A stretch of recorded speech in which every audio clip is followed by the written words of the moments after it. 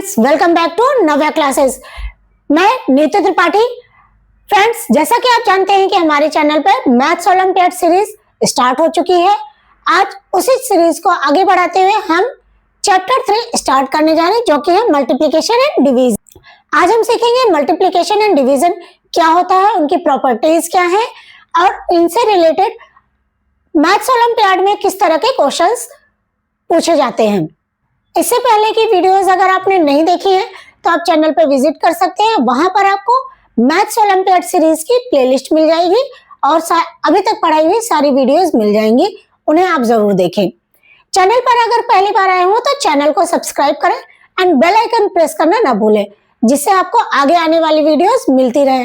तो बढ़ते हैं आज के अपने इस वीडियो में, जिसमें हम सीखने जा रहे हैं multiplication and division. Multiplication and division का चैप्टर का हमारा पहला टॉपिक है मल्टीप्लिकेशन। मल्टीप्लिकेशन किसे कहते हैं?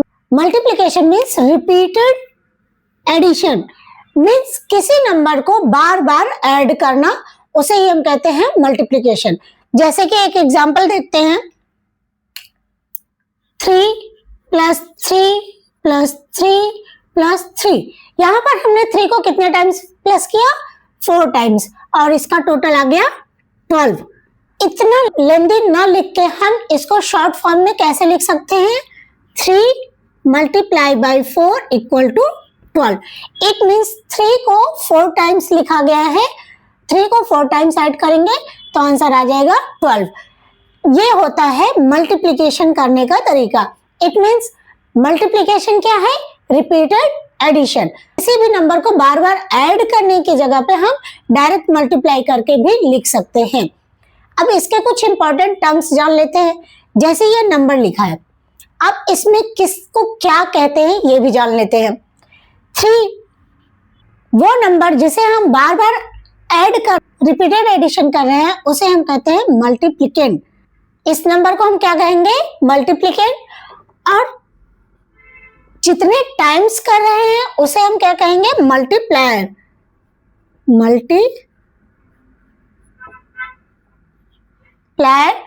एंड जो हमारा आंसर आता है उसे हम कहते हैं प्रोडक्ट। मीन्स मल्टीप्लिकेशन क्या होता है? रिपीटेड एडिशन होता है। जिस नंबर को हम बार बार जिस नंबर को हम रिपीट कर रहे हैं उसे हम कहते हैं मल्टीप्लिकेंट, एंड जितने टाइम्स कर रहे हैं उसे हम कहते हैं मल्टीप्लायर, और जो आंसर आता है उसे हम कहते हैं प्रोडक्ट। ये हो गए मल्टीप्लिकेशन के इंपॉर्टेंट टर्म। अब हम जान लेते हैं प्रॉपर्टीज ऑफ मल्टीप्लिकेशन। मल्टीप्लिकेशन की क्या क्या प्रॉपर्टीज होती है? Order property. ऑर्डर मतलब कि किसी भी चीज को किस क्रम में रखना। जैसे कि हमने लिखा 3 × 4, तो 3 × 4 = 12 होगा। और अगर हमने इसी को 4 × 3 कर दिया तब भी आंसर 12 आएगा। इट मीन्स किसी भी ऑर्डर में रखे, चाहे उसको मल्टीप्लिकेंट को मल्टीप्लाई कर दे और मल्टीप्लाई को मल्टीप्लिकेंट कर दे, दोनों एक्सचेंज कर दे, फिर भी आंसर सेम आएगा, हमारा प्रोडक्ट सेम आएगा। इसे ही हम कहते हैं ऑर्डर प्रॉपर्टी। नेक्स्ट आता है ग्रुपिंग प्रॉपर्टी। जब हमें 2 से ज्यादा नंबर्स को मल्टीप्लाई करना होता है, सपोज हमें करना है 2 × 3 × 4, तो हमने क्या किया? पहले 2 और 3 को मल्टीप्लाई किया, फिर जो आंसर आया उसको 4 से मल्टीप्लाई किया। मीन्स 2 × 3 = 6, 6 × 4 24।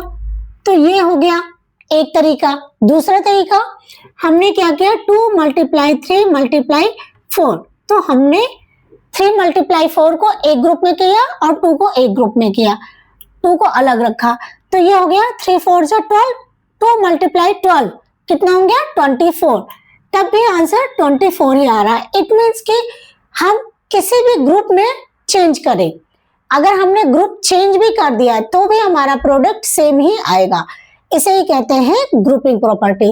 तो ऑर्डर प्रॉपर्टी और ग्रुपिंग प्रॉपर्टी समझ में आ गई। अब नेक्स्ट पढ़ते हैं मल्टीप्लिकेटिव प्रॉपर्टी ऑफ 0।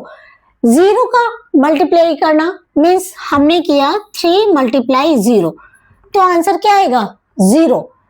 मीन्स किसी भी नंबर में अगर हम 0 से मल्टीप्लाई करते हैं तो आंसर ऑलवेज विल बी 0। हमारा आंसर हमेशा ही 0 ही आएगा।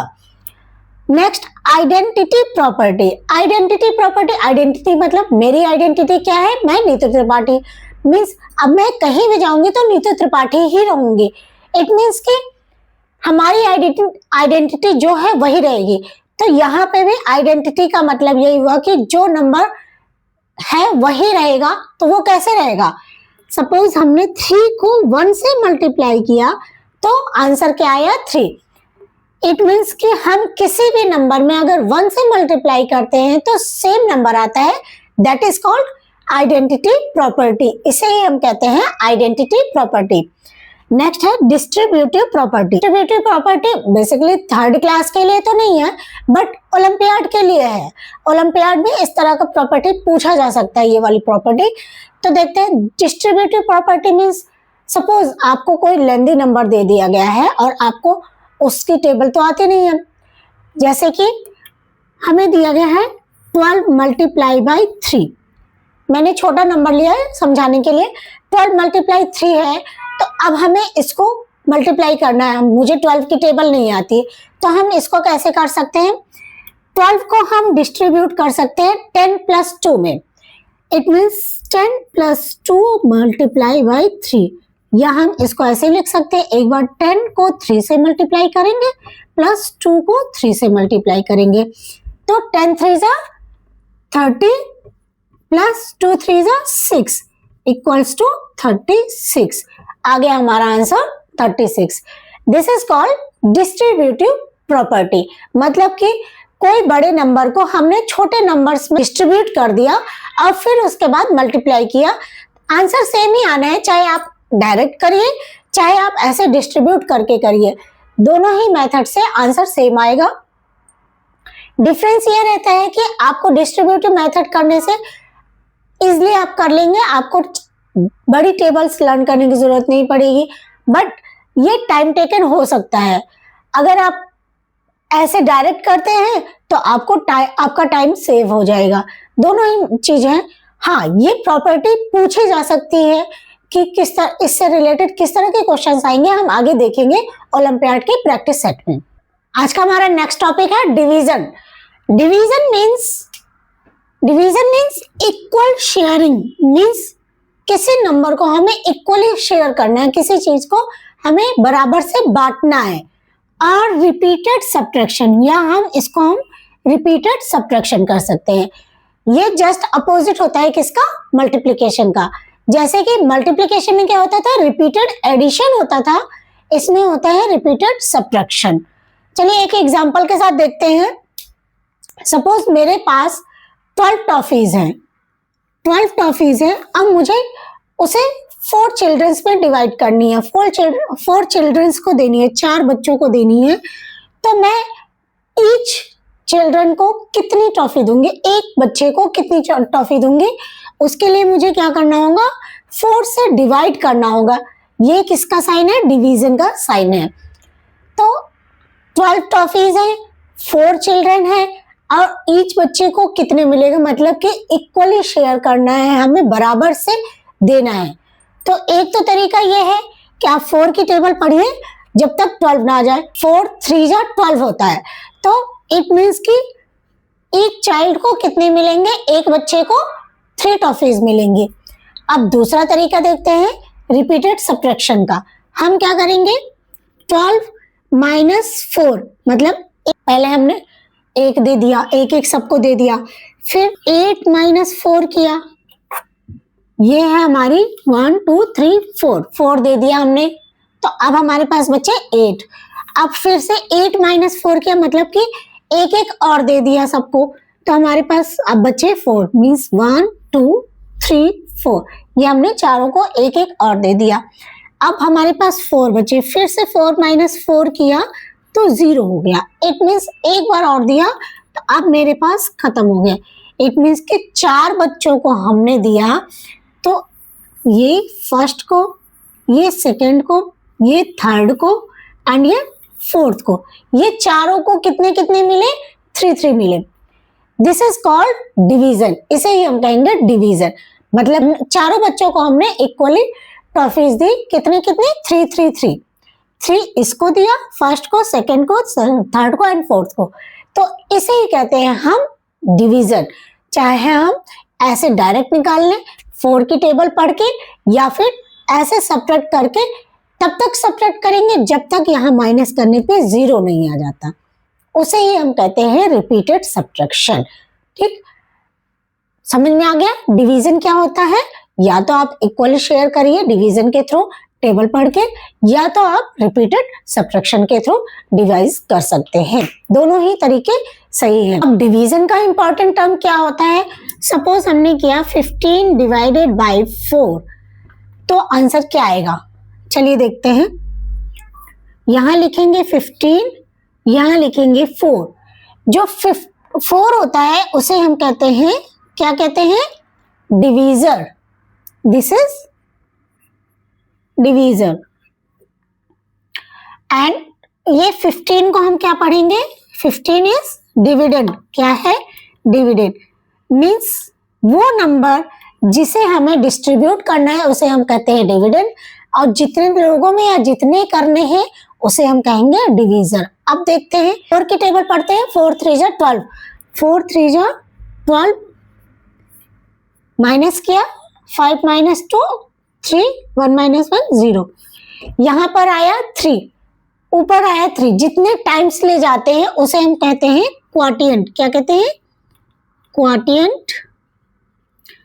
एंड जब लास्ट में बचता है, ये 0 भी हो सकता है और क्या हो सकता है? 0 से ज्यादा भी हो सकता है, बट इसमें ध्यान देने वाली बात यह है कि डिवीजर से कम हो, तो इसे कहते हैं रिमाइंडर। क्या? रिमाइंडर। डिवीजन के इंपॉर्टेंट टर्म्स क्या क्या है? जिससे हमें डिवाइड करना है, मतलब कि कितने पार्ट्स में बांटना है, उसे हम कहते हैं डिवीजर। जिसको डिवाइड करना है उसे कहते हैं डिविडेंड। जो हमारा आंसर आता है उसे हम कहते हैं क्वाटिएंट, और जो बचता है उसे हम कहते हैं रिमाइंडर। तो ये 4 मेन पॉइंट्स होते हैं डिवीजन के। अब हम जान लेते हैं डिवीजन की कुछ प्रॉपर्टीज। जैसे कि मल्टीप्लिकेशन की प्रॉपर्टीज होती है, वैसे ही डिवीजन की भी कुछ प्रॉपर्टीज होती हैं।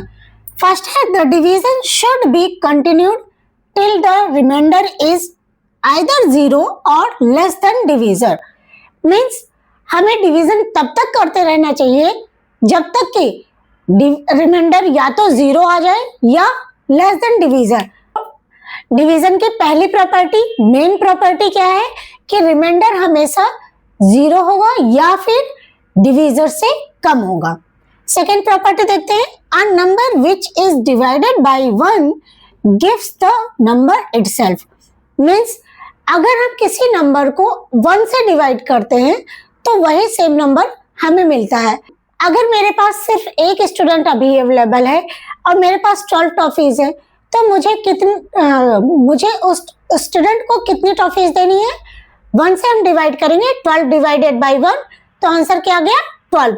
इट मीन्स हमने अगर किसी भी नंबर को 1 से डिवाइड किया तो हमें वही नंबर फिर से मिल जाएगा। मीन्स डिवाइडेड बाय 1 करने पर आंसर हमेशा क्या आ जाएगा? नंबर इटसेल्फ, वही नंबर हमें मिल जाएगा। नेक्स्ट है a number which is divided by itself. अगर कोई नंबर खुद से डिवाइड होता है, गिव्स 1 एज क्वाटिएंट, तो हमें क्वाटिएंट क्या मिलेगा?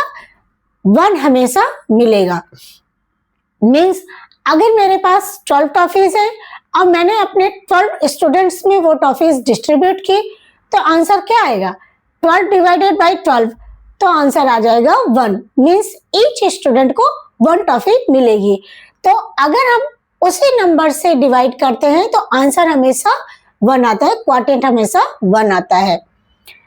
लास्ट है 0 divided by any number gives 0 का अगर हम किसी नंबर से डिवाइड करते हैं तो आंसर क्या आ जाएगा? 0। 0 एज अ क्वाटिएंट, मीन्स क्वाटिएंट हमेशा 0 ही आएगा। तो यहाँ पे हमने देखा कि हमें 3 क्वाटिएंट्स ऐसे ही पता चल गए। पहला तो अगर हम किसी नंबर को 1 से डिवाइड करते हैं तो वो नंबर इटसेल्फ हो जाता है, वो खुद ही वो नंबर हो जाता है क्वाटिएंट। दूसरा, अगर हमने उसी नंबर को उसी नंबर से डिवाइड कर दिया तो आंसर क्या आ जाएगा? 1। हमेशा क्वाटिएंट क्या आएगा? 1 आएगा। किसी भी नंबर को खुद से डिवाइड करने पर आंसर क्वोटिएंट 1 आता है। थर्ड है 0 डिवाइडेड बाय, अगर हम किसी भी नंबर को 0 से डिवाइड करते हैं तो क्वोटिएंट हमेशा क्या आ जाएगा, 0। तो इस तरह से इसकी प्रॉपर्टीज में ही हमें 3 तरह के क्वोटिएंट्स पता चल गए, नंबर इटसेल्फ, 1 एंड 0। आज के इस वीडियो में हमने मल्टीप्लिकेशन क्या होता है, डिवीजन क्या होता है, मल्टीप्लिकेशन के इंपॉर्टेंट टर्म्स क्या हैं और डिवीजन के इंपॉर्टेंट टर्म्स क्या हैं जाना। अब मल्टीप्लिकेशन की प्रॉपर्टीज और डिवीजन की प्रॉपर्टीज, दोनों ही प्रॉपर्टीज हमने जानी। अगर आपको मल्टीप्लिकेशन एंड डिवीजन दोनों को डिटेल में जानना है, सीखना है, तो आप हमारे चैनल पर विजिट कर सकते हैं। वहां मैथ्स क्लास 3 की प्लेलिस्ट होगी, उसमें मैंने मल्टीप्लिकेशन एंड डिवीजन चैप्टर को डीपली समझाया है 1 बाय 1 पॉइंट करके, और उनकी वर्कशीट भी सॉल्व कराई है। आप वहां से मल्टीप्लिकेशन एंड डिवीजन को अच्छे से सीख सकते हैं। तो आज के इस वीडियो में हम इतना ही सीखेंगे, क्योंकि इसके प्रैक्टिस सेट अगर करेंगे तो प्रैक्टिस सेट काफी लेंदी हो जाता है। प्रैक्टिस सेट करने के लिए हम नेक्स्ट वीडियो मिलते हैं। तब तक के लिए consistency is the key to success, means अगर हमें सक्सेस होना है तो कंसिस्टेंसी बनाए रखना है। तो मैथ्स प्रैक्टिस डेली करते रहिए, डेली थोड़े थोड़े क्वेश्चंस करिए, बट करिए, कंसिस्टेंसी बनाए रखिए, हमेशा करते रहिए, मैथ्स सॉल्व करते रहिए डेली, चाहे आप 10 क्वेश्चंस करिए, चाहे 5 क्वेश्चंस करिए, बट मैथ्स को सॉल्व करिए। और अगर आप सॉल्व करते हैं, कंसिस्टेंसी बनाए रखते हैं, तो आप मैथ्स ओलंपियाड में जरूर सक्सेस पाएंगे। तो मिलते हैं नेक्स्ट वीडियो में मल्टीप्लिकेशन एंड डिवीजन के प्रैक्टिस सेट के साथ। Thanks for watching. Please like, share and subscribe my channel. Thank you.